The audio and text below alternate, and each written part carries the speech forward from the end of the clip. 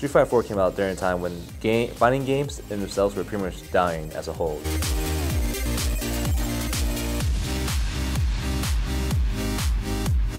We played the same ones for like 10 or so years now.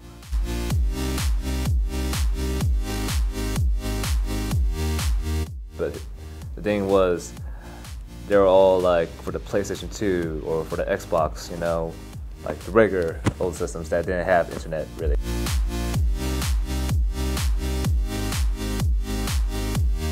So there was no net played. We didn't even get together back then to play those games. Back then we had arcades. So we meet people and it's like, yo, can I play next? Okay, put your quarter up, whatever. I don't even need to know your name, let's just play games. They had tournaments during that too, so that's how people got to know each other.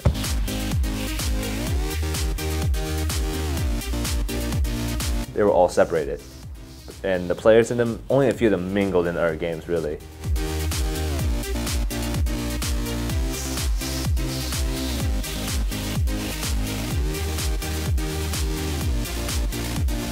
But when Street Fighter 4 came out, it was the only new game that came out. So everybody jumped on that bandwagon.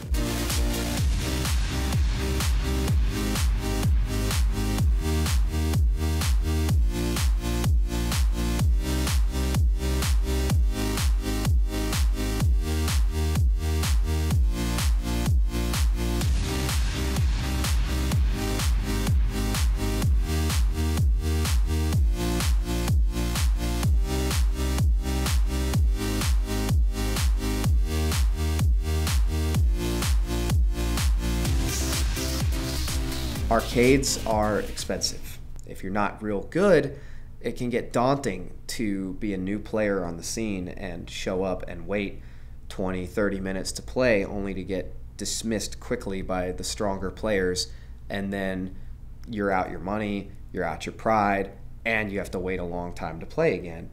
It's not a very attractive option for people nowadays. The OGs that used to play competitive fighting games in the arcades are used to that. You know, they're used to the harshness of the arcade environment, the competitive, cutthroat nature of it. You know, you're fighting for your money, your time, and your pride. But today, those things don't factor in because of online gaming. It's so readily available. It's easy. You know, you pop the game in, and there it is, right out of the box, free to play, and you can play anybody from around the world.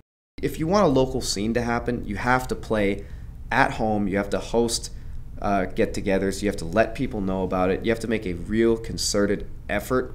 Even for major gaming series like the EVO series, which draws in multiple thousands of players from around the world once a year, still can't compete with the hundreds of thousands that are at home during that tournament series playing online.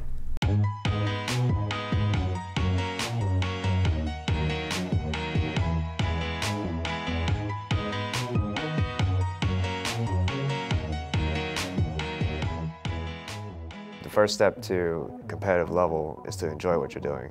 But the second step is like learning the advanced stuff in the game itself. When it's time to play, it's fun, but it's time to go to work. That's why I practice. That's why I learn all the data. You know, that's why I find these weird things about the character that I enjoy so much. But then again, you kind of hit the catch-22 because at the end of the day, games is kind of a release for you, right? So games is a release for you, but at the same time, you want to get better. Which leads into a whole nother conversation. Do you want to be casual or do you want to be competitive? Do you have the resources that allow you to do both? Typically, there's a lot more casual gamers in our community than there is like real serious players. There are other communities I see that are like really cutthroat and they're really into like killing each other in a sense of the word. Because of that, they find ways to be more effective against each other. They try to level up faster. They know the guy they want to get better against, and they gun for him. If I had to say what our weakness is as a community, I would say that it's that we've become complacent. There's a lot of mediocrity that people seem to be really okay with. Here, we are obviously more friendly with each other, so we try to get along and have fun, which is the sole purpose of playing games in the first place. That's what I love about it. But as a competitive player, I think it's very important to be more competitive than it is to be friendly sometimes. I can still be cool with you, but I can still sit there and look up frame data. There's something about our highest tiered players that we haven't figured out how to extract and give to that next level. The difference between our S-rank players, or our top players and that next level is literally like the A to the God tier characters. Good players in the scene can beat them, but it never matters because it's not when it counts. When it counts, we can't beat them. Like I mentioned, faced Axiom. I've beat him in tournaments before. In a tournament where it really counted to beat him, I can't touch him. Come real close, but second place is a loser. So, I mean, it don't matter. Now our A, like we'll say like that next level, tier 2 to tier 3, same thing. If we have like that super first rank, and then that really good second rank, and then that learning, climbing the hill third rank, everyone else is in the bottom. There's certain players, you can see them getting better, but in tournament play, and that's the end result that you want to achieve. And the placings in tournaments are almost the same.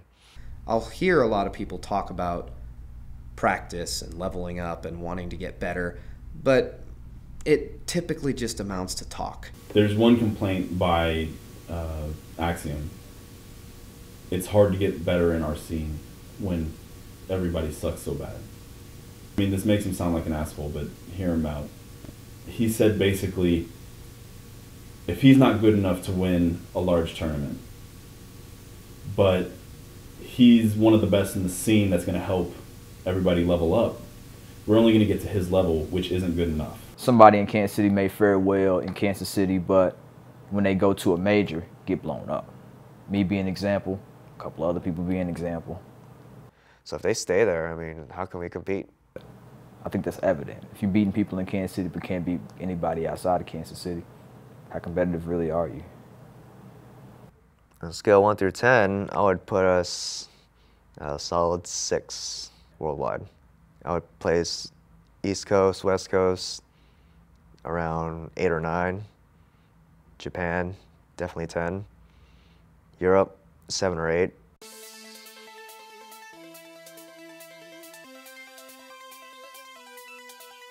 I want us to win. I think we can.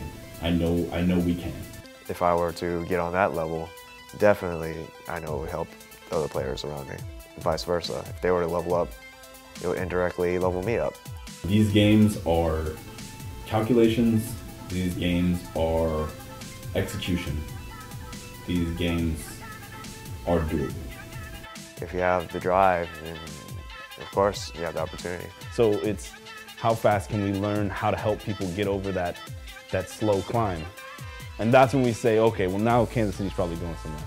It all comes down to practice and chunking, like taking a small piece of something that you want to work on at a time and just really grinding it out and making sure that that's smoothed out and then move on to something different.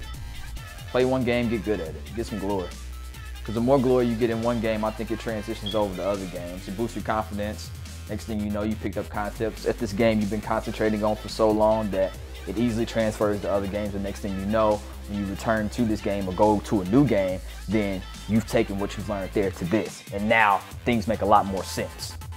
Over the time, working with each other, working with friends, getting the right frame of mind, really wanting it, really wanting a victory, really wanting to progress and grow.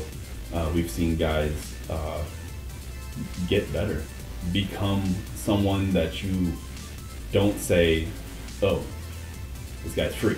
I think when you have that, it substantiates believing in yourself. Like, I have the right to believe in myself. Why? I have this win under my belt.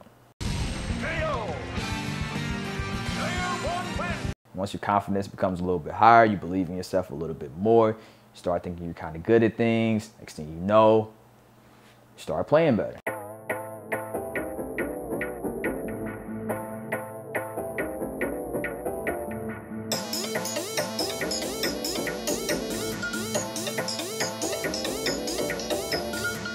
I made a lot of lifetime friends in the fighting game community.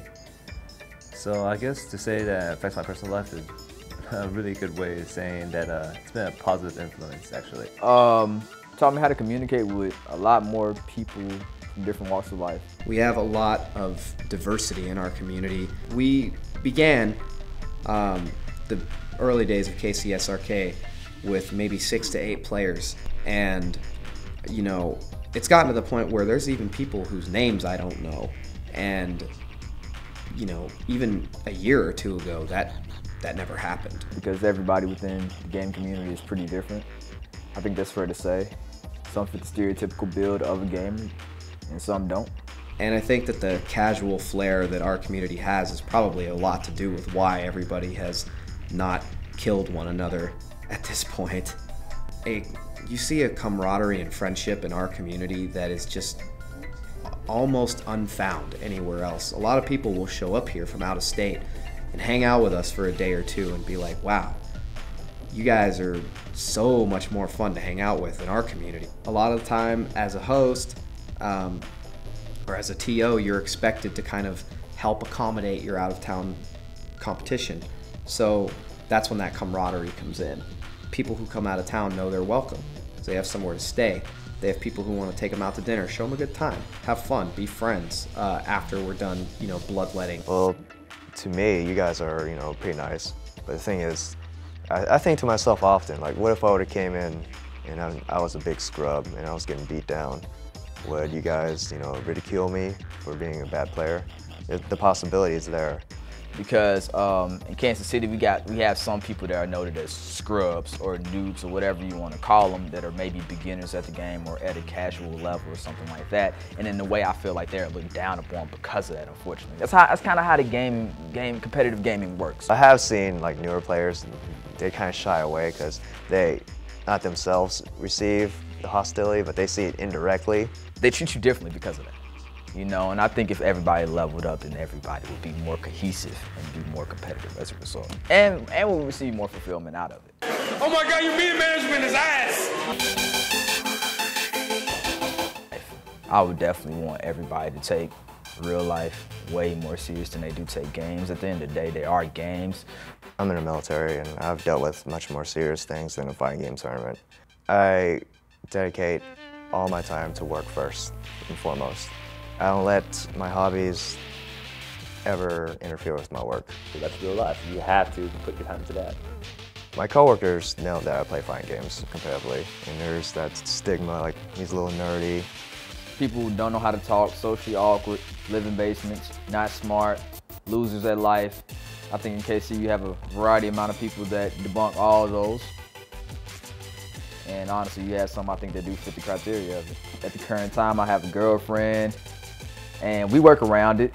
At the end of the day, I don't think she 100% supports it, but she understands that it's a part of me and it's something that won't be leaving anytime soon, so she accepts it. She compromises just like I do too. So I'm not at every single hookup. I make sure that she gets an equal amount of my time, which means I have to manage my time very, very carefully.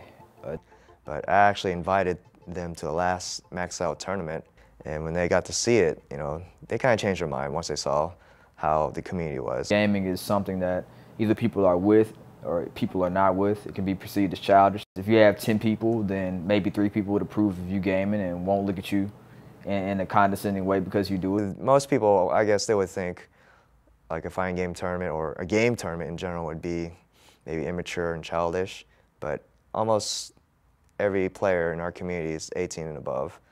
You know, we're all educated people for the most part, and we all have jobs, go to school, so once they saw that, they understood that this hobby wasn't as childish as they thought. If the person doesn't like a certain hobby or judges you from them, then odds are you don't want to hang out with them in the first place. My last serious relationship ended because after a year of dating, when the discussion of moving in together finally happened, we saw eye to eye on everything except one thing: my habit, my hobby. And she believed that it wasn't mature, that a grown man should not spend his time playing games, that I should be doing something more constructive. Okay, so when I asked her to explain to me how getting involved in a community of friends, of people that you have camaraderie with, and practicing something you love and enjoy and excel at, doing something for yourself that you're personally interacting with, could possibly be inferior to a more socially acceptable means of, expressing yourself, like living vicariously through an athlete by watching a sports game rather than going out and achieving something for yourself. How could that possibly be inferior? She didn't really have much of an answer for me. She pressed the issue, told me that she wasn't going to move in with me if I wasn't willing to give it up. And I couldn't. I love my hobbies. I'm not going to give them up. I was willing to compromise, limit it to even once a month for just a couple hours. But there are some people that are just unmovable, and it's really too bad. There's nothing negative about this hobby. You learn to invest in loss and failure as something that you can reap and grow from. So there's no quick reward in playing a fighting game competitively, because for the most part you'll be losing all the time. I think nothing feels better than winning a tournament in the game that you play. So if you do have the time to dedicate towards it, by all means, I think you should immerse yourself in the game. I think it's a feeling that a lot of people need to feel. Since I've begun, I haven't regretted anything that I've done in this community and with this hobby. I've had great experiences traveling, hanging with my friends, learning, growing. I mean, it changes you, and I think in a very positive way.